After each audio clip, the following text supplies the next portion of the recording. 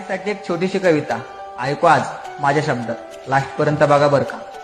छोट्या घरातली मोठी असती, तिच्या समोरच शानाबाळ, तिच्या समोरच मस्ती. जन्मा आधीची आमची 9 महिन्याची दोस्ती. आई माझी सकाळी लवकर उठवणारा गजर, वाईट काळात हजर, प्रत्येक कामावर नजर. आई माझी चहा थंड करणारी बशी, तिचा हात माझी उशी. माझं जग तिची खुशी, काय सांगू कशी, देवळात देवी असते तशी माझी आई.